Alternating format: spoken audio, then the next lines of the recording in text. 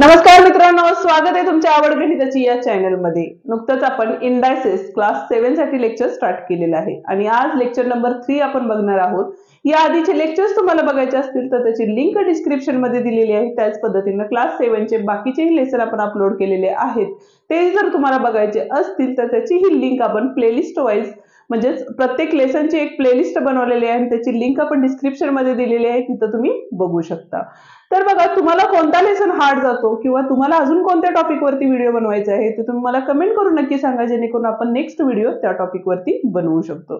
तर मग चला स्टार्ट करू आजच्या लेक्चरला। पण त्याआधी चॅनलवर नवीन आणि पहिल्यांदाच आला असाल तर चॅनलला नक्की सबस्क्राइब करा, बेल आयकॉन दाबा, जेणेकरून आपल्या नवीन आलेल्या व्हिडिओचे नोटिफिकेशन तुमच्यापर्यंत लवकरात लवकर पोहोचेल। तर मग चला स्टार्ट करू आजचा टॉपिक। आणि आजच्या टॉपिक मध्ये आपण आज बघणार आहे प्रॅक्टिस सेट 28। कालच्या लेक्चर मध्ये आपण मल्टिप्लिकेशनशी रिलेटेड असणारे सम्स बघितले आणि आजचा टॉपिक जो आहे तो आहे डिवायडेशन। म्हणजे डिवायडेशन जर असेल तर आपण इंडायसेस फॉर्म कसा वापरायचा। तर जर समजा बेस जर तुमचा सेम असेल, म्हणजे ए आपण बेस कन्सिडर केला आणि डिवायडेशनचं साइन असेल, तर अशा वेळेला आपण काय करणार आहे, तर हा जो ए आहे तो आपण काय लिहिणार आहे, तसाच लिहिणार आहे आणि ज्या रेस टू पॉवर आहे त्यांची आपण काय करणार आहे, तर सबस्ट्रॅक्शन करणार आहे। म्हणजेच काय करणार आहे बघा, m - n करणार आहे। हा जो फॉर्म्युला आहे हा फॉर्म्युला आपण आजच्या व्हिडिओमध्ये वापरणार आहे। तर बघा, फर्स्ट एक्झाम्पल काय दिलेले आहे, सिम्प्लिफाय। सिम्प्लिफाय म्हणजे फक्त आपल्याला ह्या ज्या टर्म्स आहेत त्या फक्त सॉल्व्ह करून घ्यायचे आहेत, म्हणजे त्याचे मल्टिप्लिकेशन्स करून आन्सर फाइंड आउट करायचे नाही। जर फाइंड द व्हॅल्यूज वगैरे म्हटलं तर आपण काय करू शकतो, व्हॅल्यूज फाइंड करायला लागतील। तर इथे आपल्याला सिम्प्लिफाय दिलेले आहेत, त्यामुळे आपण काय करायचंय, सिंपल फॉर्म मध्ये आणायचे। आता हा ए म्हणजे दोघांचा जो बेस होता तो काय आहे, आपला सेम आहे, त्यामुळे ए तसाच घेतला आणि रेस टू पॉवर काय होती बघा, 6 - 4 होती। का तर डिवायडेशनचं साइन आहे, डिवायडेशनचं साइन असल्यामुळे ह्या दोघांच्यात आपण काय करणार आहे, सबस्ट्रॅक्शन घेणार आहे। म्हणजेच ए रेस टू काय आले बघा, 6 मधनं 4 गेले, 2 राहिले। हे काय असणार आहे, याचं आन्सर असणार आहे। नेक्स्ट आहे आपलं m raised to 5 divided by m raised to 8। आता या ठिकाणी बघा, हा m आपला बेस आहे।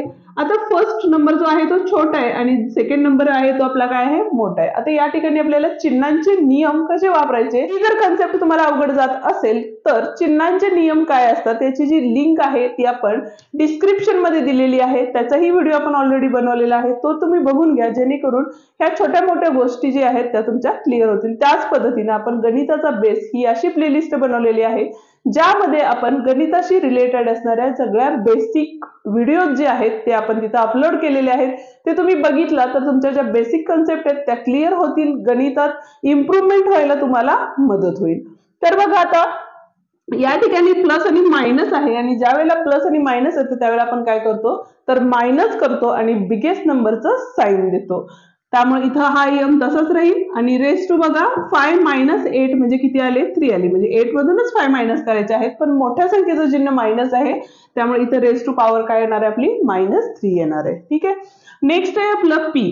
आता बेस p आहे, तर रेस टू बघा 3 - 13 आहे, म्हणजे इथे आले 3 - 13 म्हणजे p रेस टू काय आले बघा, 13 मधून 3 गेले, परत एकदा सेमच आहे आणि बिगेस्ट नंबरला मायनस साइन आहे, त्यामुळे आन्सरला काय असणार आहे, मायनस साइनच असणार आहे।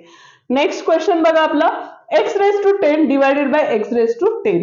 या ठिकाणी बघा, आता जो इंडेक्स आहे तो पण काय आपला सेम आहे आणि डिवायडेशनचं साइन असल्यामुळे आपण ह्या दोघांच्यात सबस्ट्रॅक्शन करणार आहे, बरोबर आहे। आता x raised to काय आले, आपले 0 आले। यासाठी पण एक फॉर्म्युला आहे, a raised to 0 असेल त्यावेळेला आन्सर हे काय असतं, 1 असतं। आता इंडायसेस फॉर्म डिटेल मध्ये आपण बघितलेले आहेत, त्याची लिंक आपण डिस्क्रिप्शन मध्ये दिलेली आहे, ती तुम्ही बघू शकता।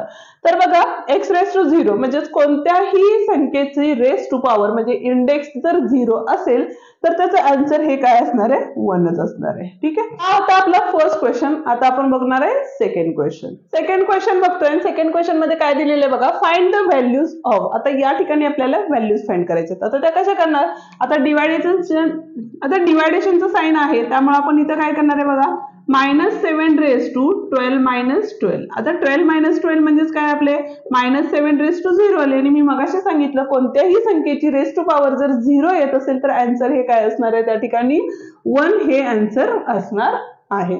त्या पद्धतीने दुसरं एक्झाम्पल बघा, 7 raise to 5 divided by 7 raise to 3 म्हणजे इथे बघा 7 रेस टू काय येणार आहे 5 मायनस 3 म्हणजे 7 रेस टू किती झाले इथं 2 आले बरोबर आहे आता 7 रेस टू 2 म्हणजे आपण काय करणार आहे 7 चे 2 टाइम्स मल्टिप्लिकेशन करणार आहे म्हणजे 7 7 चा किती झाले इथं 49 झाले थर्ड वन एक्झाम्पल मध्ये बघा काय सांगितलेलं आहे तर 4/5 रेस टू 3 मायनस 2 डिवायडेशनचं साइन आहे त्यामुळे इंडेक्सची काय केली सबस्ट्रॅक्शन केली म्हणजे इथे आले 4/5 रेस टू 1 आता रेस टू 1 असेल तर आन्सर आपलं काय असणार आहे ऍज इट इज तेच राहणार आहे तर मग फोर्थ क्वेश्चन जो आहे 4 raise to 7 divided by 4 raise to 5 याचा आन्सर काय येईल ते मला जास्तीत जास्त कमेंट करून सांगा की या क्वेश्चनचा आन्सर काय येणार आहे व्हिडिओ आवडला असेल तर व्हिडिओला लाईक शेअर आणि कमेंट करा पहिल्यांदा चॅनलला भेट दिली असेल तर चॅनलला सबस्क्राईब आणि बेल आयकॉन दाबायला विसरू नका जेणेकरून आपल्या नवीन आलेल्या व्हिडिओची नोटिफिकेशन तुमच्यापर्यंत लवकरात लवकर पोहोचेल